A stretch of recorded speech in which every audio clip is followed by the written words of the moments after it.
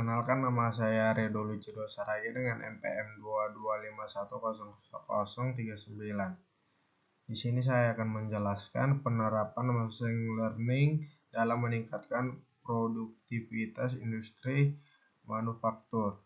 Di sini saya akan menjelaskan dalam industri manufaktur penerapan machine learning bertujuan meningkatkan produktivitas melalui analisis dan prediksi berdasarkan pengalaman yang diperoleh penelitian.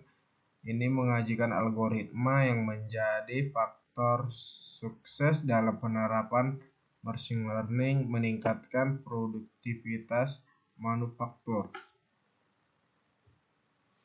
Di sini ada metode penelitian. Yang pertama, analisa dan identifikasi tujuan. Menerapkan tujuan dan sasaran utama penelitian. 2. Penemuan kriteria. Menerapkan kriteria yang relevan untuk pemilihan artikel. Yang ketiga, pencarian literatur. Mengumpulkan artikel dari database jurnal seperti Elsevier dan IEE Springer. Analisis pelaporan, menganalisis data yang terkumpul dan menyusun laporan penelitian. Kriteria pemilihan artikel.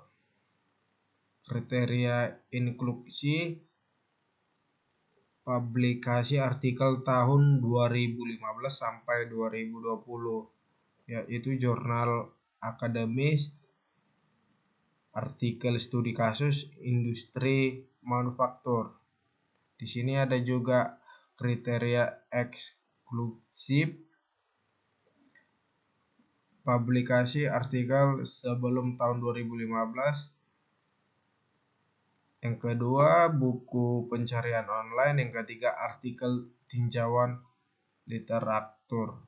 Yang keempat, industri selain manufaktur, yaitu ada sumber data, Elsevier, IEE, Springer, Taylor dan Prancis, dan ada ACM.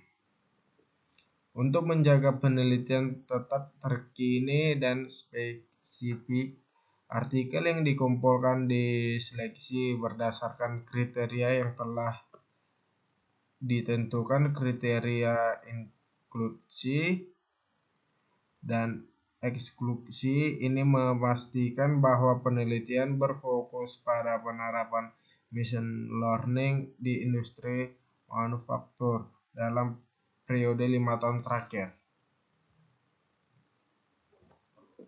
Fokus penerapan machine learning di industri manufaktur. Yang pertama ada inspeksi kualitas, deteksi cacat dan kontrol kualitas dengan akurasi tinggi. Yang kedua, pengembangan produk, kendali variasi, dan peningkatan spesifikasi. Yang ketiga, efisien proses, optimasi produksi dan manajemen persediaan. Yang keempat, perawatan prediktif, prediksi kekuasaan alat dan pemeliharaan preventif. Yang kelima, pendukung keputusan analisis data untuk pengambilan keputusan strategis. Berdasarkan artikel yang dikumpul, penerapan machine learning di industri manufaktur berfokus pada 5 area utama. Implementasi supervised learning untuk meningkatkan akurasi kualitas menjadi fokus tertinggi dari penelitian yang dilakukan, diikuti oleh efisien proses dan perawatan prediktif. Perkenalkan, nama saya Rinaldi Kultom dengan NPM 22510050. Yang pertama adalah penerapan pada bidang sosial. Penerapan machine learning kini banyak diterapkan di berbagai, termasuk pada sosial,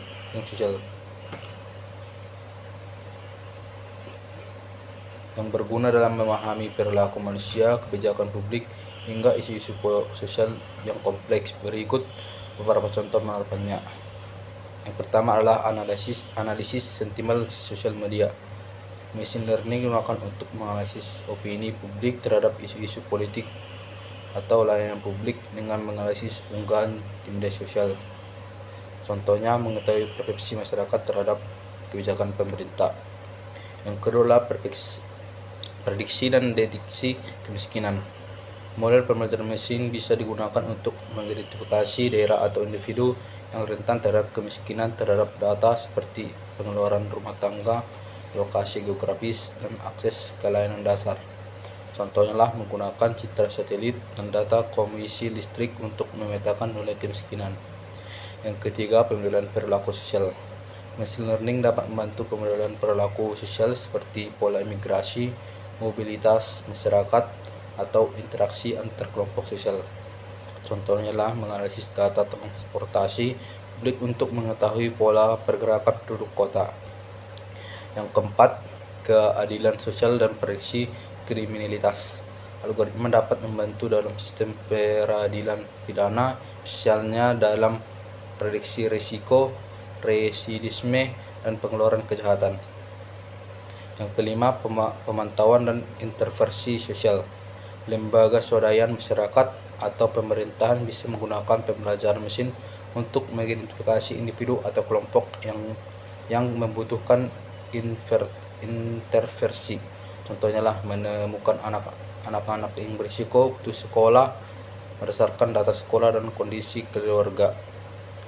Yang keenam adalah pengembangan kebijakan berbasis data dengan analisis machine learning terhadap data sensus, data survei, dan data sosial lainnya. Pembuatan kebijakan bisa merancang kebijakan yang lebih tepat sasaran. Yang kedua, penerapan pada bidang ekonomi. Pembelajaran machine learning telah banyak diterapkan dalam berbagai bidang, termasuk ekonomi. Penerapan pembelajaran machine learning dalam ekonomi sertampaknya adalah yang pertama, prediksi ekonomi makro. Machine learning digunakan untuk memprediksi pertumbuhan ekonomi, inflasi, suku bunga, dan indikator lainnya. Yang kedua, analisis risiko kredit. Seperti digunakan pada bank dan lembaga keuangan, menggunakan machine learning untuk menilai risiko dan calo detibur. Yang ketiga, perdagangan saham atau stock trading. Machine learning digunakan dalam algoritma trading otomatis atau algorithmic trading. Yang keempat adalah analisis sentimen ekonomi. Pembelajaran mesin digunakan untuk menganalisis sentimen publik terhadap ekonomi atau kebijakan menggunakan data dari media sosial, berita, atau survei. Contohnya adalah analisis reaksi masyarakat terhadap kebijakan subsidi BBM dari data Twitter. Yang kelima, perencanaan dan peramalan ekonomi bisnis. Perusahaan menggunakan machine learning untuk meramalkan permintaan produk atau mengoptimalkan harga dan menyusun strategi pemasaran. Contoh, permintaan bahan baku berdasarkan tren musiman dan kebijakan konsumen. Yang keenam adalah deteksi penipuan atau fraud detection. Dalam ekonomi digital, pembelajaran mesin membantu mengidentifikasi transaksi mencurigakan secara otomatis dan digunakan oleh bank, finance, dan platform e-commerce lainnya. Yang ketiga adalah penerapan pada bidang pendidikan. Penerapan pembelajaran mesin atau machine learning dalam bidang pendidikan semakin berkembang dan membawa berbagai inovasi yang membantu meningkatkan kualitas proses belajar mengajar. Yang pertama adalah pembelajaran yang dipersonalisasi atau personalized learning. Machine learning dapat menganalisis perilaku belajar mahasiswa yang menyesuaikan materi sesuai dengan kebutuhan dan kebutuhan individu. Contohnya lah platform seperti Duolingo menggunakan machine learning untuk merekomendasikan pembelajaran selanjutnya berdasarkan performa pengguna. Yang kedua adalah sistem rekomendasi untuk materi pembelajaran. Machine learning digunakan untuk merekomendasi buku, video, atau modul pembelajaran berdasarkan minat dan kebutuhan siswa. Sistem ini mirip dengan cara kerja rekomendasi di Netflix atau Spotify. Yang ketiga adalah deteksi dini masalah akademik. Dengan menganalisis data seperti kehadiran, nilai, dan partisipasi kelas. Machine learning dapat mengidentifikasi siswa yang berisiko mengalami kegagalan atau putus sekolah. Hal ini memungkinkan guru atau lembaga pendidikan memberikan intervensi lebih cepat. Yang keempat, pemeriksaan otomatis dan penilaian esai. Machine learning dapat digunakan untuk memeriksa dan menilai tugas-tugas siswa termasuk soal pilihan ganda, isian singkat, dan bahkan esai. Yang kelima lah chatbot edukasi atau asisten virtual. Chatbot berbasis machine learning bisa memberikan bantuan 24/7 kepada siswa, menjawab pertanyaan umum, atau menjelaskan materi pembelajaran. Yang keenam adalah analisis sentimen dan keterlibatan siswa. Machine learning bisa menganalisis umpan balik siswa dari survei atau diskusi online untuk mengetahui kepuasan mereka terhadap pembelajaran atau kurikulum, sehingga institusi dapat melakukan perbaikan. Yang ketujuh adalah pengenalan bicara dan tulisan tangan. Aplikasi machine learning juga digunakan dalam pengenalan suara untuk pembelajaran bahasa dan pengenalan tulisan tangan untuk digitalisasi jawaban siswa atau catatan guru.